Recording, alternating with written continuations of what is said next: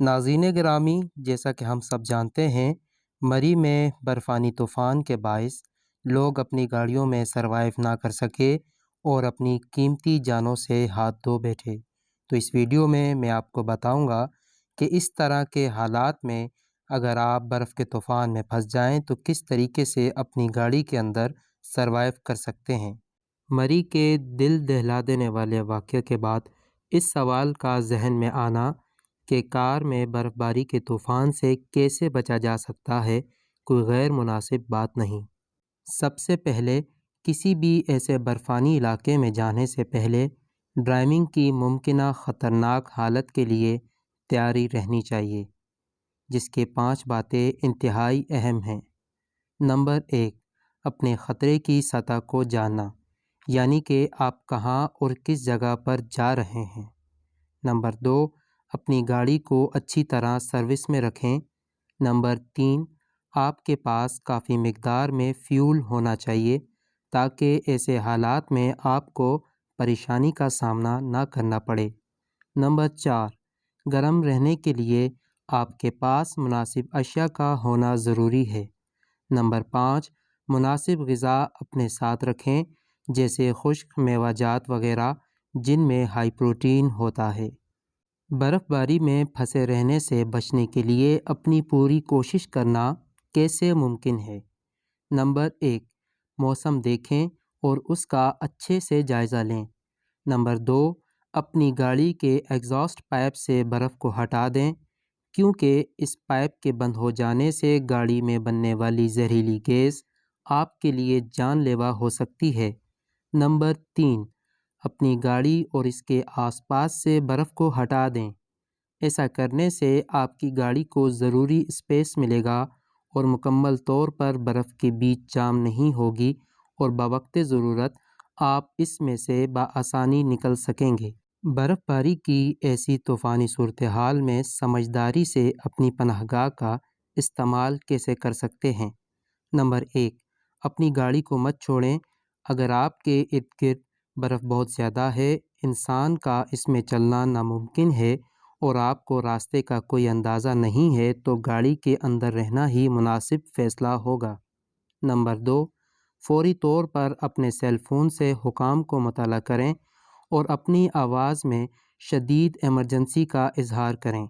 Number 3، بچاؤ کے لیے اپنے آپ کو واضح رکھیں، یعنی کوئی چمکدار کپڑا یا سرخ تیز رنگ کا جو آسانی سے نظر آ جائے اپنی گاڑی کے اینٹینے پر لگا دیں تاکہ ریسکیو ٹیم آپ کی آسانی سے شناخت کر سکے۔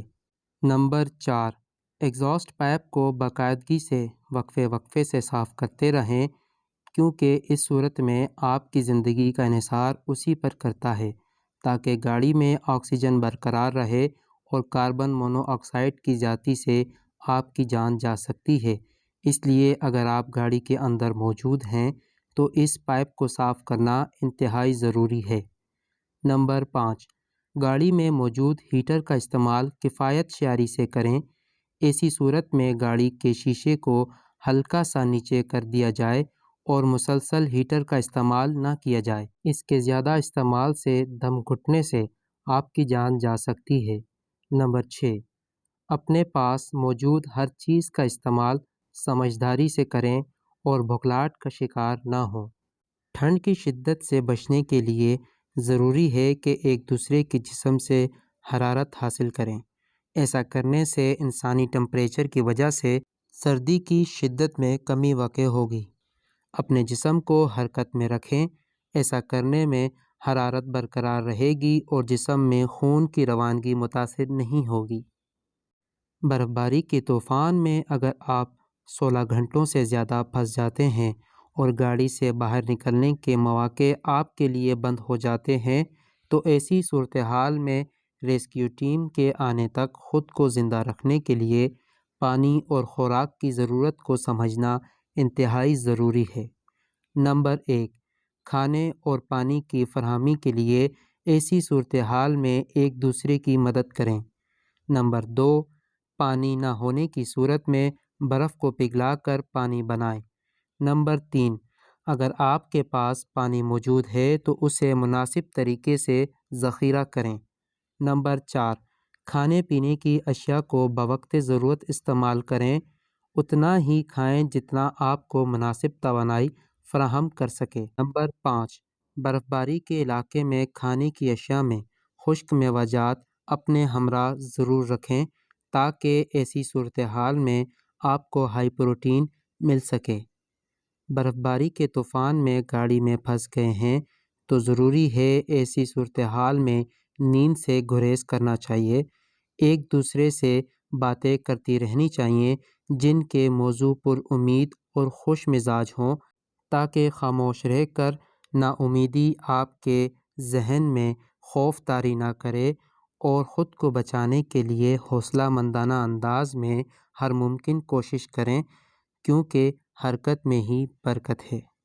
ناظرین گرامی، یہ ویڈیو آپ کو کیسی لگی اس بارے میں ایک کمنٹ ضرور دیجیے گا۔ اگر آپ نے ابھی تک ہمارا چینل سبسکرائب نہیں کیا تو ویڈیو کو لائک اور چینل کو سبسکرائب کرنا نہ بھولیے۔